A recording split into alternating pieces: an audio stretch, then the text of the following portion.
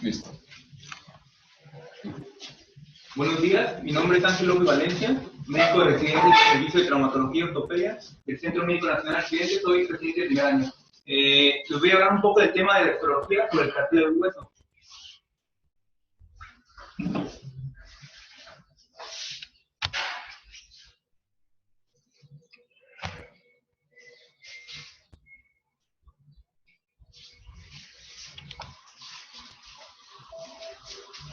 ¿No lo pagaste?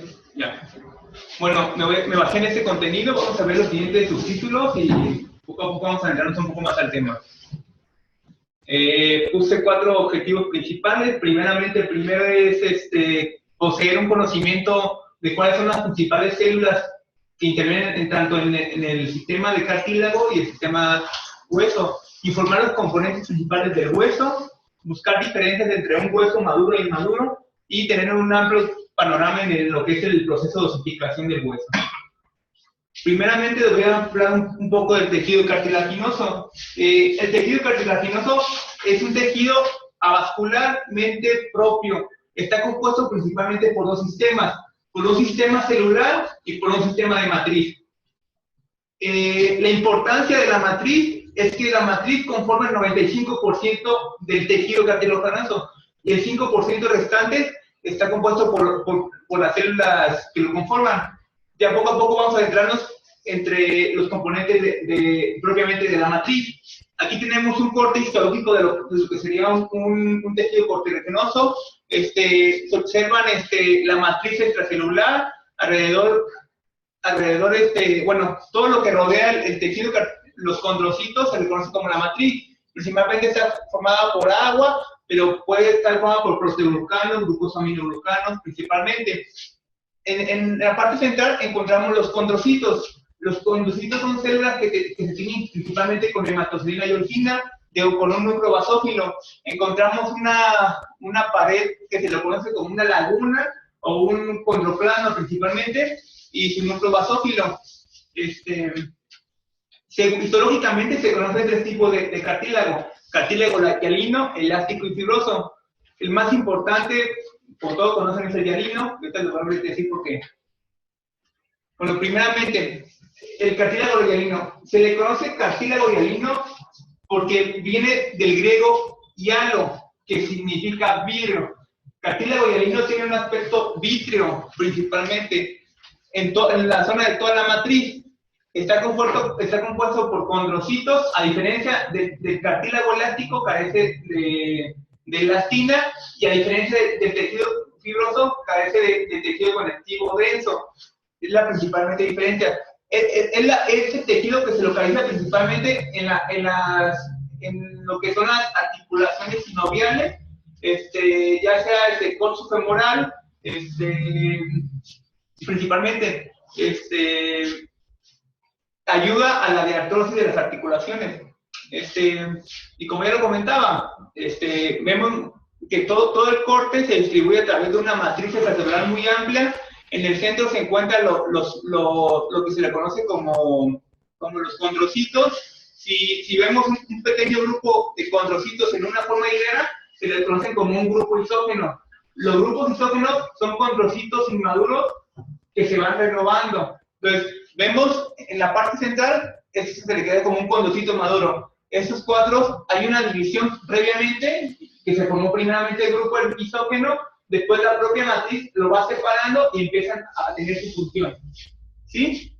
Igualmente, presentan una laguna alrededor de lo que sería todo su pared, y lo que se le conoce como laguna o el condroplasto.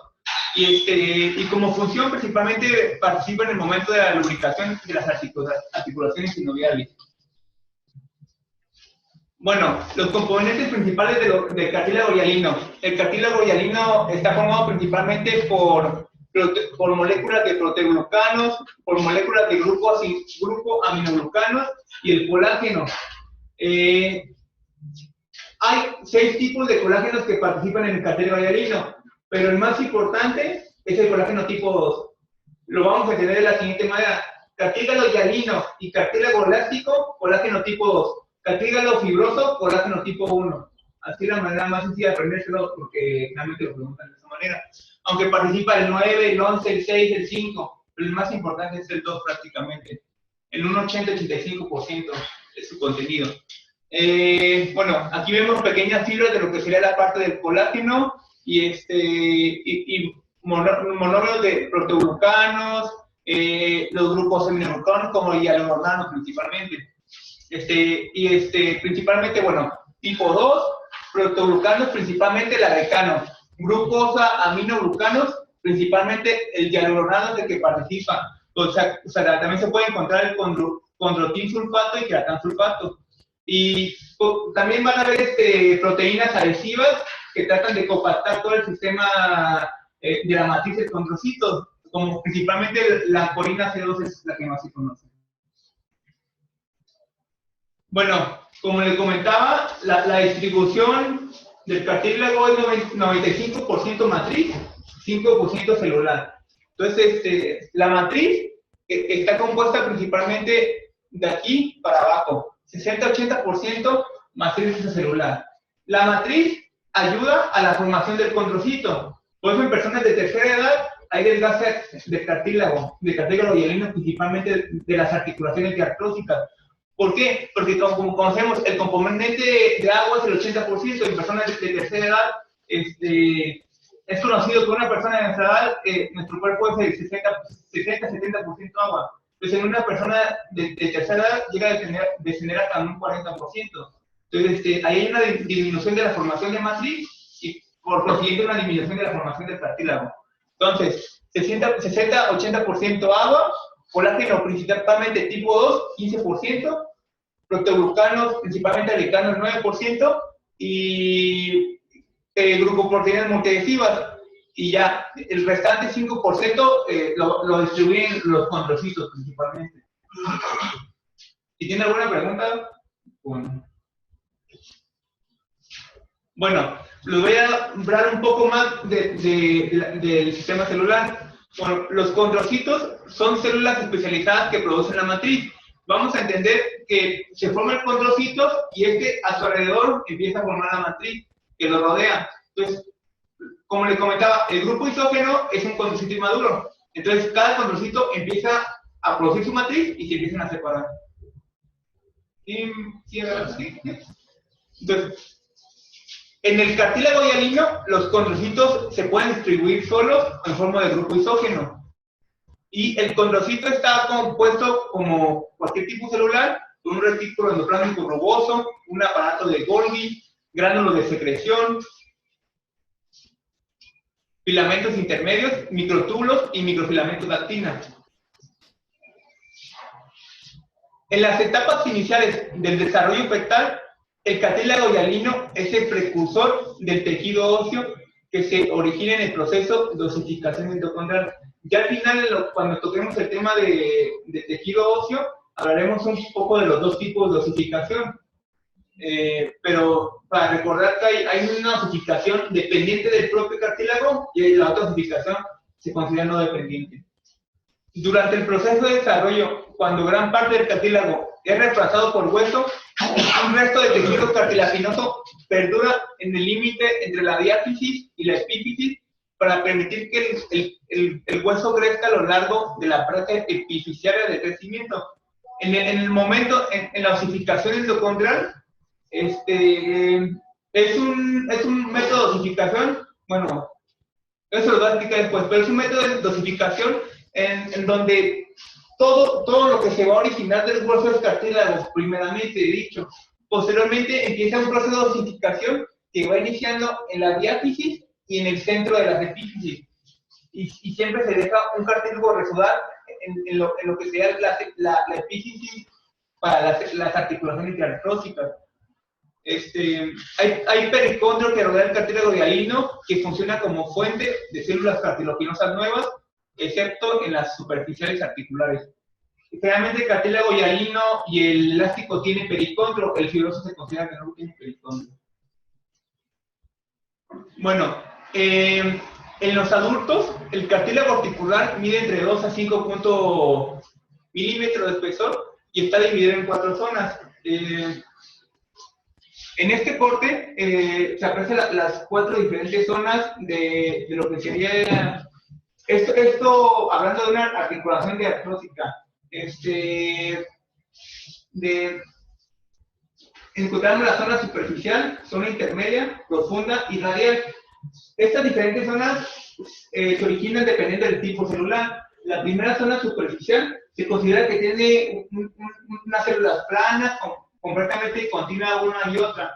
La célula intermedia ya son células pequeñas, cúbicas principalmente, pero que están muy desordenadas. Y ya la zona profunda es cuando ya empiezan a acomodarse en columnas. Se le conoce como una zona columnar. La zona calcificada es la zona que ya está pegada propiamente al hueso, que la matriz se empieza a osificar. Esas son las principales zonas calcificadas. Bueno, y propiamente es todo lo que va a hablar del cartílago hialino. El cartílago elástico, prácticamente el componente del cartílago es lo mismo. Todos tienen una matriz, todos van a tener condrocitos, pero hay un dato que lo va a dividir uno de otro. En el caso del elástico es que esto propiamente, la matriz tiene componentes de elastina. Principalmente el lugar de ubicación también es importante. El cartílago hialino principalmente se localiza en las articulaciones, mientras el cartílago elástico se localiza en lo que es el pabellón auricular, en la fosa nasal, en la epiglotis, en la trompa de Eustaquio, propiamente dicho.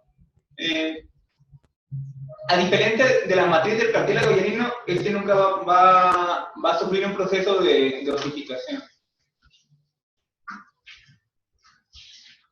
Bueno, aquí vemos un corte esquelético, a lo mejor no se ve tan bien, pero encontramos igualmente los mismos componentes. La parte central de los condrocitos, todo lo que alrededor se encuentra la matriz, y en la matriz se encuentran propiamente las fibras elásticas. Igualmente es matriz, condrocito, elastina. Bueno, del cartílago fibroso se considera que es un tipo de cartílago hialino, pero a diferencia de tiene un compuesto de tejido conectivo un poco más denso. Los condrocitos están dispuestos en filas, aquí ya se le conoce que empiezan a formarse en filas, y no están en una manera desordenada, y se encuentra mayor cantidad de grupos isógenos. Bueno, como le comentaba, a diferencia del hialino y del elástico, la principal tipo de colágeno es el tipo 1. A diferencia del hialino, en vez de tener agrecano como principal proteoglucano, tiene versicano. Bueno, comenta que la proporción de cartílago puede variar, que en el menisco hay mayor cantidad de colágeno tipo 1, mientras que los discos intervertebrales se encuentra una proporción casi igual.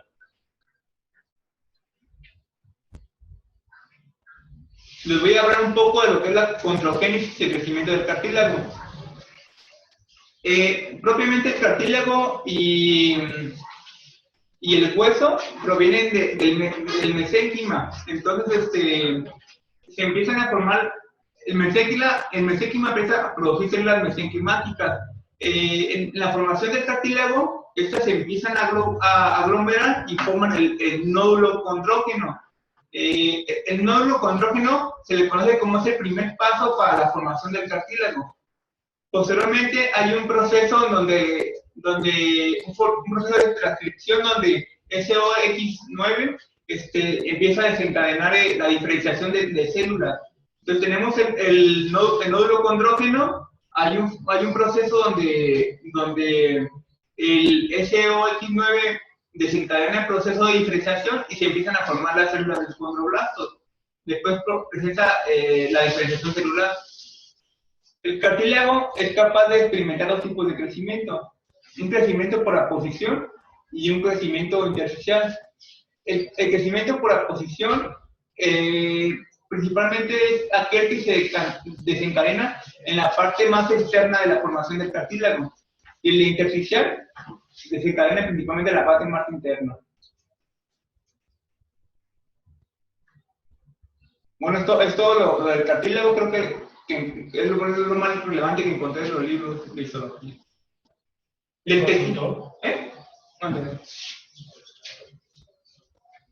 ¿Qué bibliografía consultó? El Ross, Kenneth y el Garner, son los dos. Correcto.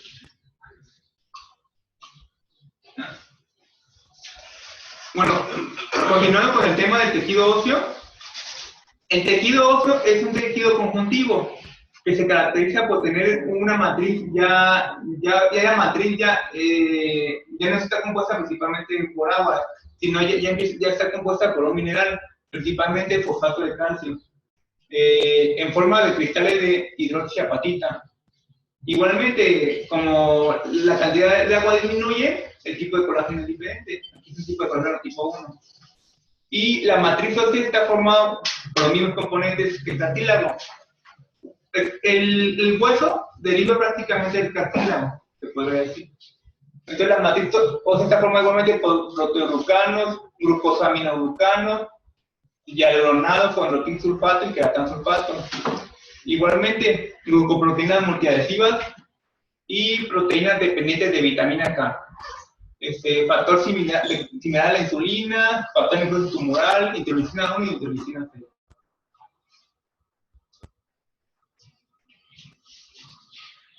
Histológicamente se considera que hay 5 tipos que conforman el tejido óseo. Células osteoprogenitorias, osteoblastos, células de revestimiento óseo, osteoclastos y osteocitos. Bueno, cada célula se puede considerar que cada célula deriva de otra, y cada célula se considera que tiene una función. La célula propiamente del tejido óseo es el osteocito, pero obviamente hay una derivación primeramente en célula del mesénquima, células mesenquimáticas, posteriormente se diferencia en células osteoprogenitoras, osteoblastos, osteocitos. Y hay células que ayudan a la remodelación del hueso, como el osteoblasto, y células que se encuentran alrededor del periósteo, como las células de revestimiento óseo. Bueno, principalmente en un corte histológico del hueso propiamente, se consideran que hay dos tipos de tejido. Un tejido, bueno, una parte del hueso que es el hueso compacto y una parte del hueso que es un tipo de malla, un tipo de malla que es el hueso esponjoso. El hueso compacto principalmente, bueno, no principalmente, el hueso compacto se te rodea todo el hueso y el hueso esponjoso es el trabeculado en la parte interna del hueso. ¿Tengo otra imagen, creo? Bueno, ahorita lo hablamos. Y bueno, eso también lo puse ahí en los libros, entonces no sé si es relevante. Hay 4 tipos de huesos: largo, corto, plano y regular. Pues ya conocemos cuáles son qué huesos se integran en uno. Pero un ejemplo: largo, pues el húmero, el fémur. Corto, todos los huesos del metacarpo. Plano, pues todos los huesos de la bóveda craneana. Irregular, principalmente se lo conoce como la columna, los huesos de la vértebra. Bueno, esta imagen aquí vemos un poco las características del hueso. Primeramente, refiere que el hueso el hueso compacto, en la parte de la diáfisis es mayor, mientras que en la metáfisis y en la diáfisis se empieza a reducir. Entonces vemos que aquí hay un crecimiento del hueso compacto y conforme llega a la metáfisis, a la diáfisis, se reduce completamente. No hay hueso compacto en la zona articular, se considera. Y el hueso esponjoso es igual. A nivel de la superficie hay mucha cantidad y a medida que transcurre la diáfisis se disminuye.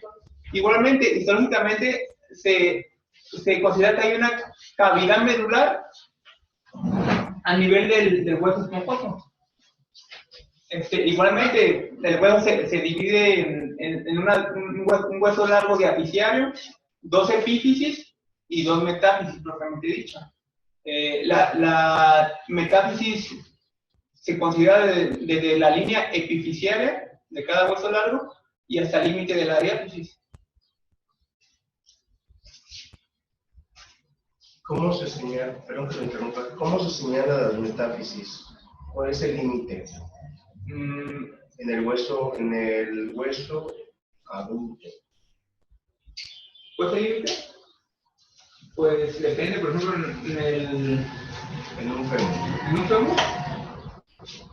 Bueno, no sé, ustedes no, hay, por ejemplo, hay un cuadrado de Hem que se considera que, bueno, es que mitológicamente es el cuadrado de Hem que, bueno, yo lo encontré así, doctor, pero de la línea imaginaria epifisiana, pero pues en los huesos largos, pues el cuadrado. Pero no sé cómo, la verdad no sé cómo. Nosotros para clasificar, para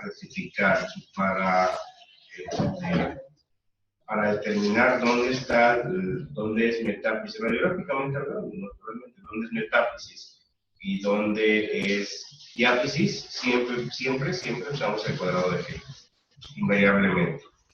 ¿Alguien sabe lo que es el cuadrado de Hem? ¿Todos? Sí, ¿verdad? Los que no levantan la mano. Los que no tengan miedo, ¿quién más? Eso, no tengan miedo, vamos a aprender. Como en la escuela, ¿verdad? Traigan el cuadrado de Hem la próxima clase. Está sencillísimo. Es un minuto. Un minuto. Los tres que levantaron, ¿qué fueron 4? Todos, los de Roma. Bueno, los tres que levantaron la mano, tráiganse el cuadrado de Hem. Bueno, es muy sencillo. Es un minuto. Vamos a tardar más en conectarlo que lo que ustedes nos explican lo que es el cuadrado de Hem. Y nos van a traer para que vengan. No sea un minuto, que sean 2 minutos. Clasificación básica de los huesos largos. AO. O sea, húmero, radiocúbito, tibia y peroné y fémur. Rápido. Va a llevar 3 minutos. ¿De acuerdo? Muy bien. Para miércoles. Perdón. Continúe. Me gusta su exposición. Se preparó. Me gusta. Pero hay detalles que lo comentas. Sí. Bien. Bueno, entonces, principalmente del compacto y del hueso esponjoso, pues igual, compacto es la parte más externa y el hueso esponjoso es la parte más interna. Y la malla, pues es el hueso trabecular. Bueno, igualmente la estructura general de los huesos, la parte más externa está el periósteo. El periósteo es la parte más neovascularizada del hueso, propiamente la que produce el dolor del hueso. Bueno, dice que el periósteo está revestido en toda la región del hueso, menos en la parte donde se articula con otro hueso. Por lo general, las fibras del colágeno del periósteo son paralelas en superficie y le forman una cápsula alrededor. Y bueno, el periósteo tiene unas fibras de colágeno propiamente dichas que se le conoce como las fibras de Charpey. Esas fibras salen de la parte más interna a la más externa del hueso. Así se lo utiliza. Bueno, hablando un poco de los diferentes tipos de hueso, de un hueso maduro e inmaduro. El hueso maduro, propiamente dicho, está conformado por estos tipos de elementos. El hueso maduro se le conoce como un tipo de hueso organizado. El hueso inmaduro es el hueso inorganizado. ¿Por qué? Porque en el hueso maduro ya propiamente hay un sistema establecido. Encontramos un sistema de osteonas, que son los conductos o el sistema de Haber, que es esa parte, todo esto es lo que tenemos es la osteona propiamente dicha. La osteona, pues a través de la osteona hay un paquete vascular y unas láminas en forma circular. El hueso maduro se lo conoce también como un hueso laminar por el sistema laminar que posee. Hay láminas intersticiales y circunferenciales. Las intersticiales son aquellas láminas que conectan un sistema de Haber de uno con otro, que serían este tipo de láminas. Tenemos las láminas circulares propiamente del sistema y otra lámina que conecta con el otro conducto. Y el sistema circunferencial es un sistema propiamente dicho que divide el hueso maduro a través de una parte interna y una parte más externa del hueso. Propiamente dicho, encontramos los conductos de Wolman, los agujeros nutricios y el perioso. El conducto de Wolman dice que es el conducto por donde ingresa el paquete vascular y propiamente posterior se va al conducto de Haber. Es propiamente la histología más básica del hueso. Aquí vemos un hueso maduro de irrigación. Igualmente, tenemos primeramente los agujeros nutricios que se introducen a la parte del hueso esponjoso y posteriormente descienden o ascienden y se irrigan toda la parte del hueso. Igual, lo comentaba lo de la epífisis, diáfisis y metáfisis. Bueno, el hueso maduro, hay diferencias entre el hueso maduro y inmaduro. Bueno, el hueso inmaduro es aquel que desarrolla, ¿cómo le puedo explicar? El esqueleto propiamente del feto se le conoce como hueso inmaduro. Y estas son las 4 diferencias que encontré que diferencian un hueso maduro de un inmaduro. Principalmente, como lo dije, el hueso maduro es un sistema laminar y el hueso laminillar y el hueso inmaduro no. Entonces ahí hay una diferencia. El hueso inmaduro contiene mayor cantidad de células, es un hueso desorganizado, hay células regadas por todos lados y en el hueso maduro las ostionas están establecidas, hay un sistema laminillar que separa una y otra y hay un proceso más organizado. En el hueso inmaduro, se distribuyen al azar y el hueso inmaduro posee más sustancia fundamental que el hueso maduro. Después esta imagen donde diferencia los dos tipos de hueso. Igualmente, el hueso maduro, como ya lo comenté, el conducto de Haber, el espacio laminillar entre un conducto y otro, y aquí hay unos osteoclastos. Y en el hueso inmaduro, la diferencia principal es que la mayor población celular de uno y otro, pero las células no siguen un patrón una y otra. Hay células de forma desorganizada. Es la principal diferencia entre uno y otro.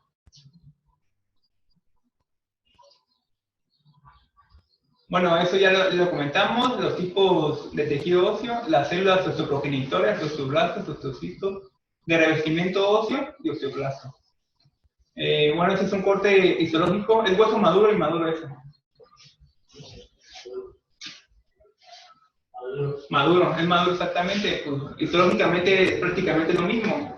Tenemos un conducto de Haber propiamente con laminillar.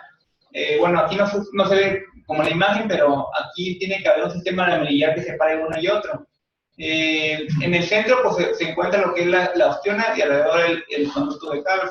Son los principales elementos que forman los componentes del hueso. Y por último, el proceso de osificación. Este tema venía en el libro de histología de Gardner y lo quise poner. Habla de dos tipos de osificación: la osificación endocondral y osificación intramembranosa. Cuando comenté el tema del cartílago hialino, toqué un punto donde decía que el cartílago hialino es precursor propiamente del hueso, pero en un tipo de osificación, que sería la osificación endocondral. En la osificación intramembranosa se considera que no hay cartílago precursor, es la principal diferencia. En esta imagen se ve el proceso de osificación endocondral, en donde propiamente el hueso es puro cartílago. Posteriormente, en el desarrollo, empieza a haber un proceso de osificación, en donde inicia a nivel de la diáfisis, inicia el proceso de osificación, se va osificando más.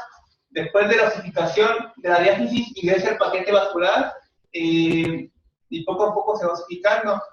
Propiamente dicho, siempre dejan como un residuo de cartílago a nivel de las epífisis donde se articulan los huesos.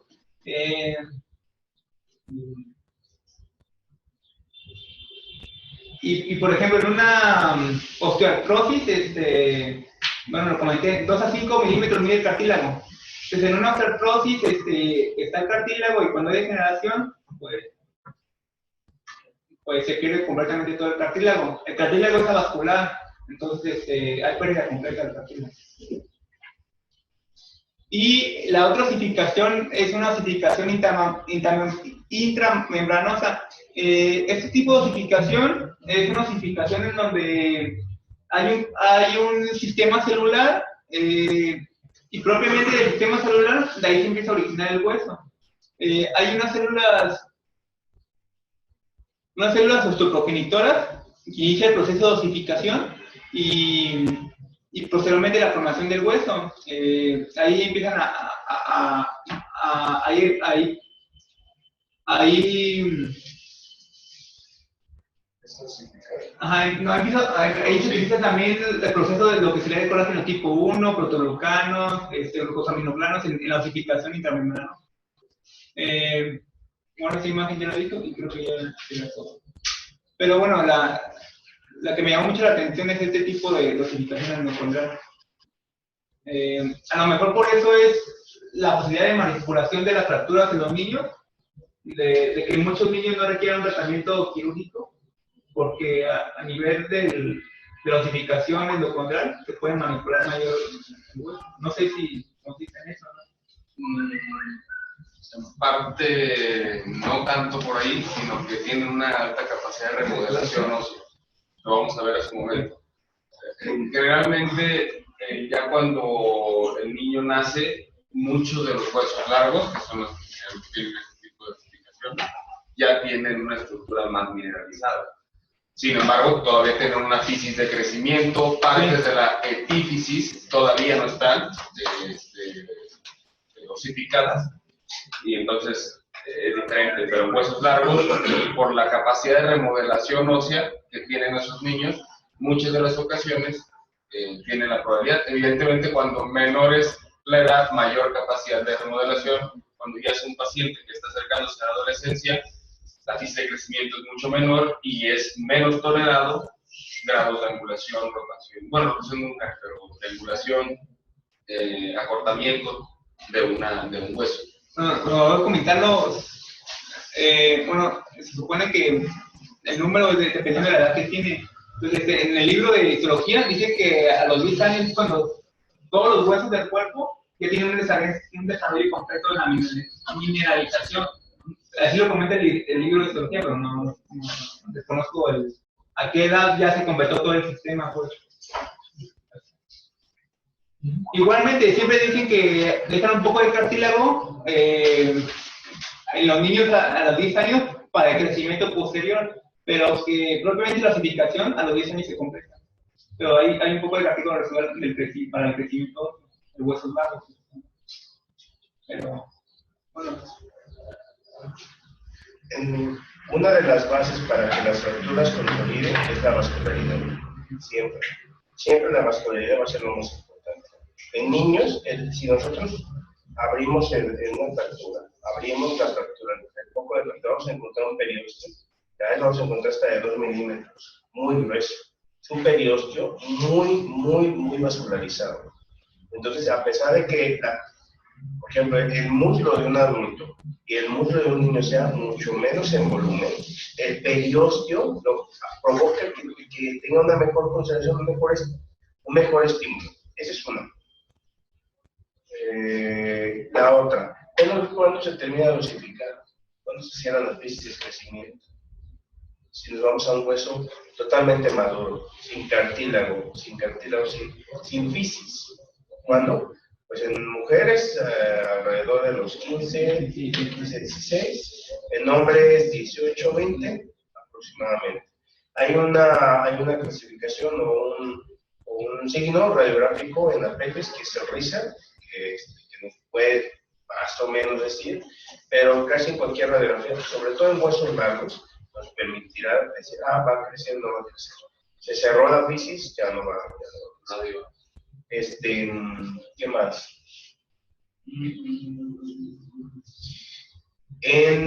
¿Cuál es el segmento más difícil para que consolide una fractura? ¿Cuál sería el segmento que ustedes creen? ¿O cuál han escuchado? ¿Alguien? Sí. Bueno, ahorita lo que he revisado, por un ejemplo, las epífisis, por ejemplo, a mí, cuando tienen todavía cartílago de crecimiento, una fractura que atraviesa la apífisis o la línea de crecimiento, compromete más el resultado a un futuro en un niño, sobre todo por el crecimiento que se puede haber afectación. Totalmente de acuerdo, pero para que consolide. Para que consolide una fractura en un adulto, las fracturas más difíciles para que consoliden son el tercio distal de la tibia. Siempre es el coco, lo van a vivir, un día lo van a vivir. Bueno, pero aparte de eso, tiene una razón de ser. Bueno, ¿por qué niños el tercio distal de la tibia consolida rapidísimo? Manejado con un yeso. Aunque esté despegado y aunque esté cabalgado, porque tienen dos perforantes, una proximal y una distal. La distal se oblitera cuando se cierra el disco de crecimiento, cuando ya no hay física. Entonces, vuelvo otra vez al punto. ¿Qué es lo que ayuda al hueso que consolide? Siempre es la circulación. Por eso es que entender todo el sistema de Haber y entender todo el sistema de Volkmann es importante para darnos una idea. Si el hueso queda perfectamente unido, pues entonces vamos a entender que macroscópicamente queda unido, microscópicamente le va a costar menos trabajo y va a ser una consolidación primaria, no va a ser callo. Pero si queda un espacio, pues va a tener que formarse un callo que genere nuevamente conductos de Haber para poder alimentar y para poder, fíjense, todo el trabajo que tiene que generarse una consolidación para poder otra vez unir un tubo con otro tubo. Y eso lo vamos a ver yo creo que más adelante, cuando veamos consolidación, es un tema muy bonito, muy apasionante. ¿Cómo nos dicen ahora? No, pues si se mueve punto 0 una micra, consolida. Y se mueve más de eso, ya no va a consolidar. Porque se están rompiendo los enlaces y porque se están rompiendo también los enlaces que van a producir esos canalículos de circulación, de vascularidad. Bueno, rápido, ya no alcanzo a hacer mi presentación de cartílago porque ya la traía, venía emocionado con cartílago. Pero no importa, cualquier ratito en 5 minutos. No, necesito aquí está. Ya lo vamos a hacer aquí. ¿Es HDMI? Sí. No, pero tienen que grabarlo. Sí, no hay problema, ahorita lo ponemos. Voy a dejar de más se graba, ¿no? Porque en la cámara. Sí, pero no la presentación. Entonces... No,